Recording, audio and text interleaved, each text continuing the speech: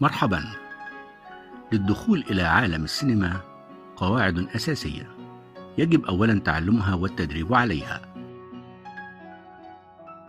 ولكن دعونا نتفق أولا قبل تجربة التعلم والدراسة عليك أن تحدد اتجاهك وأهدافك. فعالم صناعة السينما ينقسم إلى محيطين: محيط الواقفين أمام الكاميرا الممثلين، ومحيط الواقفين خلف الكاميرا المهن السينمائية المختلفة. تعالوا نتعرف على النقاط التي سنشرحها بالتفصيل من خلال حلقات كورس تعليم الإخراج السينمائي. عناصر المستوى الأول: أحجام اللقطات، أساسيات بناء الكادر، زوايا الكاميرا، تتابع الكادرات بين شخصين. أحجام اللقطات: شوت تايب، لونج وايد شوت. اللونج شوت لقطة كاملة للجسم تظهر الرأس والقدمين في الكادر، نركز فيها على الشخصية لأخذ الانتباه بعيدا عن البيئة المحيطة. ميديم لونج شوت لقطة متوسطة وتظهر أجزاء الجسم بشكل أقل من لونج شوت. في هذه اللقطة تظهر الشخصية وملامحها وتعبيراتها وملابسها واكسسواراتها وحركات الجسم. كاوبوي شوت اللقطة الأمريكية، استخدمها الأمريكان في تصوير أفلام الغرب الأمريكي لإظهار السلاح الذي في جنب الشخصية. ميديم شوت هذه اللقطة توضح حركة الرسغين للذراعين وفيها حركة الجسم وتنقلاتها محدودة إلى قدر ما. ميديم كلوز أب شوت كما نرى في الكادر أصبح أكثر تحديدا للشخصية ويعتمد على حركة الرأس والكتفين. كلوز أب شوت لقطة حميمية للغاية للوجه بالكامل، ينقل فيها المشاعر والأحاسيس الدقيقة والتي تظهر في العينين والفم والوجه. بيج كلوز شوت حجم أضيق للكادر، يظهر فيها الملامح أكثر وضوحا، وهذا الكادر يضع الجمهور في الموضوع مباشرة. اكستريم كلوز أب وهذا أقرب قرب للكاميرا، تركز جيدا على إحساس الجزء المصور، وهي لقطة تؤكد رد الفعل لحدث ما. ما زلنا نتابع معكم ما سنقدمه في كورس الإخراج السينمائي. القواعد الأساسية لجماليات الكادر. هناك عدة قواعد جمالية لتكوين كادر فني متناسق ومتوازن، وباتباعها تعطي بناء وتكوينا فنيا أكثر جمالا واتساقا. هيدروم، Objective Shooting Style، لوك روم، اتجاه النظرة، The Rule of Third، قاعدة الأثلاث. كما رأينا عند اتباع بعض القواعد الجمالية التي ذكرناها سابقا أدت إلى نتائج أكثر إحساسا ورؤية لدى المشاهد. قاعدة الأثلاث: قواعد التصوير الموضوعي واتجاه نظرة الممثل وترتيب العناصر داخل الكادر. زوايا الكاميرا.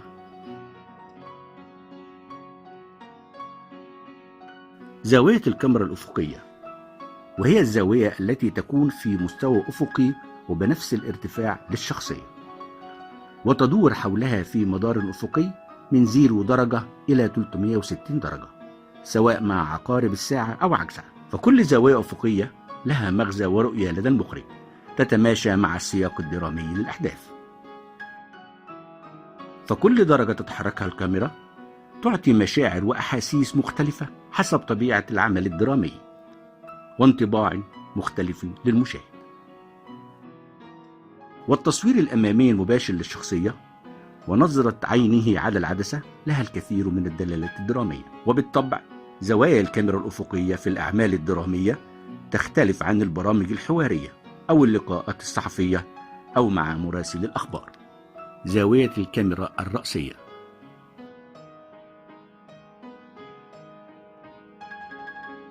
عند تحريك الكاميرا لأعلى أو أسفل الشخصية تبدأ هنا الرؤية في إنشاء وجهة نظر مميزة وينتج عنها ديناميكية داخل الكادر. زاوية الكاميرا العالية داخل السياق الدرامي لها دلالات كثيرة وحسب طبيعة السكريبت.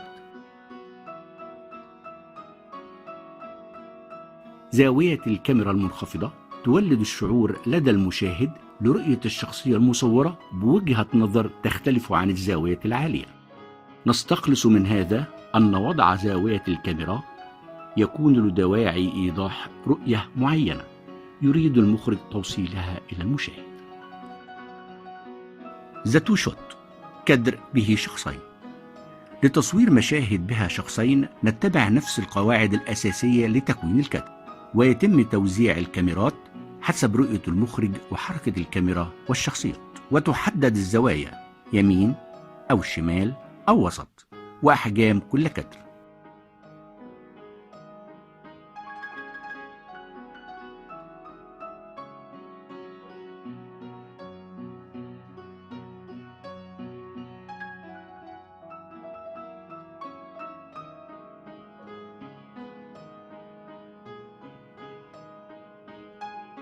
وكما نشاهد أمامنا بعض الكادرات وأحجامها والقطعات ما بين الكاميرات والتناسق بين أحجام الكادرات.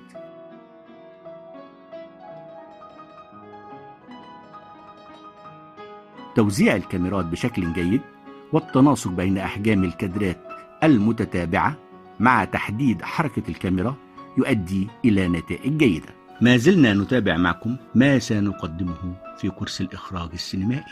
عناصر المستوى الثاني.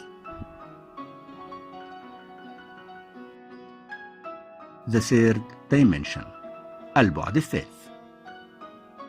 الضوء والألوان والحركة والعمق لها تأثيرات جمالية لصنع كادرات أكثر جمالا وتناسقا وتكوينا.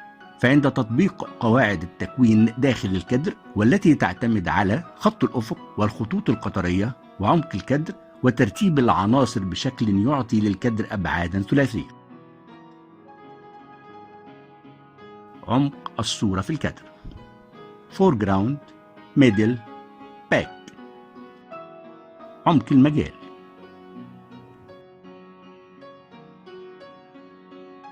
حدد أبعاد كادراتك بتطبيق قواعد الأبعاد الثلاثية، وذلك من خلال زوايا الكاميرا وترتيب العناصر داخل الكادر. داتش أنجل، الزاوية المائلة.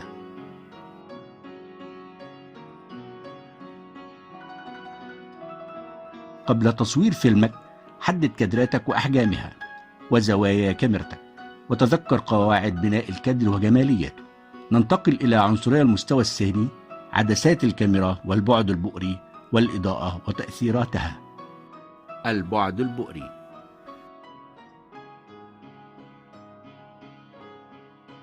في هذا الجزء نستعرض عدة عدسات مختلفة البعد البؤري، ونوضح كما تشاهدون البعد البؤري لكل عدسة وزاوية الرؤية الخاصة بها، واستخدامات العدسات في أخذ الكادرات بأحجام مختلفة.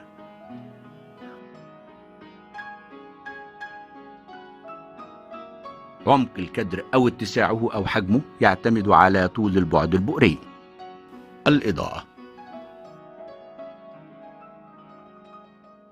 الإضاءة من عناصر التكوين الأساسية، وتعتمد الإضاءة الأساسية للشخصية على 3 نقاط ارتكاز للإضاءة: باك لايت، فيل لايت، إلى جانب مصدر الضوء الرئيسي كي لايت. شاهدنا الاختلاف قبل الإضاءة بالنسبة للشخصية وبعدها.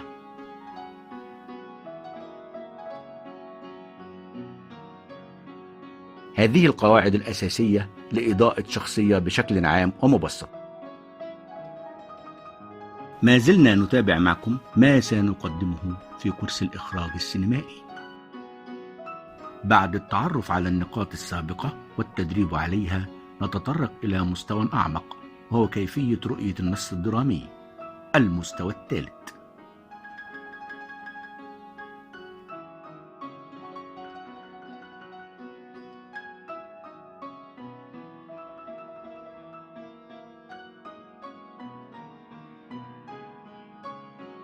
السيناريو والحوار: كيفية تخيل المشهد وتنفيذه وتصويره.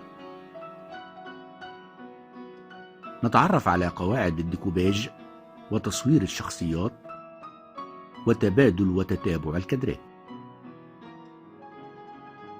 هناك قواعد أساسية لتتابع المشاهد والشطات المصورة، فيجب معرفة قواعد التتابع والراكورات الحركة والإضاءة والخلفيات، إلى جانب التوافق والتطابق بين القطعات المتتابعة، والمحافظة على رتم الإيقاع وإحساس الشخصيات والتعبيرات والانفعالات والحركة وتوافقها في كل القطعات المتتابعة.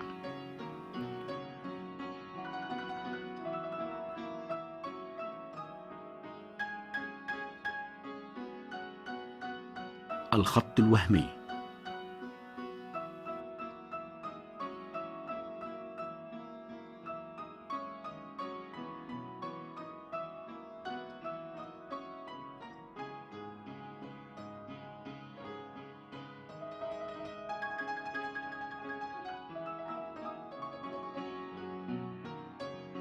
يجب معرفة القواعد جيدا حتى نتجنب تخطي الخط الوهمي، فكسر قاعدة الخط الوهمي لها قواعد سنتعرف عليها عند دراسة كورس الإخراج السينمائي. كل الحرص في التعامل مع اتجاه النظرة والاهتمام بالتفاصيل في الكادرات الضيقة، من الميديم شوت حتى اكستريم كلوز اب شوت، والتركيز على نظرة العين وركورات الشعر والمكياج. ما زلنا نتابع معكم ما سنقدمه في كورس الإخراج السينمائي. لا شك أن المجال السينمائي به الكثير من المتعة والإثارة والإبداع، ويتطلب الكثير من الجهد والتعب والتعلم والدراسة والمثابرة. من المراحل المتقدمة في كورس الإخراج السينمائي الحركة. المستوى الرابع.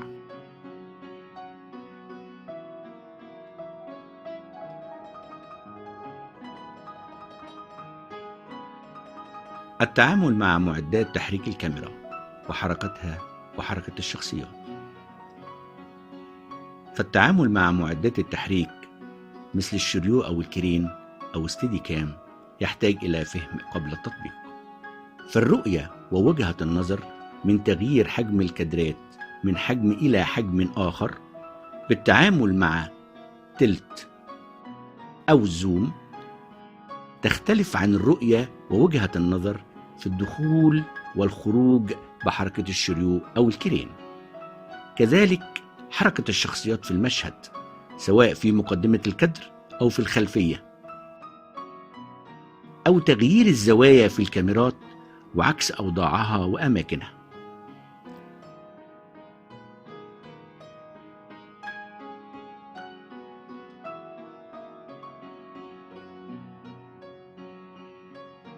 نستعرض معا بعض معدات التحريك التي نستخدمها في حركة الكاميرا.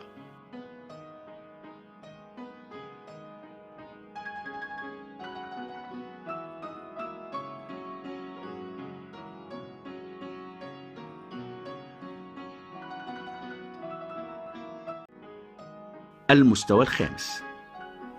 التصوير من أجل المونتاج. لماذا معرفة المونتاج والمكساج والإعداد الموسيقي؟ لأن كل هذا يعطيك المساحة والقدرة الأكبر على التخيل أثناء التصوير. فالإلمام بقواعد المونتاج يجعلنا نعطي لأنفسنا المساحة في أخذ كل الحركات والتعبيرات والأحاسيس، وكل المقاطع والأحجام التي تبرز العمل بشكل جيد في مرحلة المونتاج. عرضنا في هذه المقدمة كل النقاط التي سنتعرض لها بالشرح والدراسة في حلقات وورش كورس الإخراج السينمائي، والتدريب عليها بشكل متطور ومختلف، وباستخدام وسائل وأدوات تبسط كل هذا الكم من المعلومات والمفاهيم. نلتقي بكم في حلقات كورس الإخراج السينمائي. تحياتي. تعالوا نتعلم سينما، هتتعلموا معانا سينما بجد.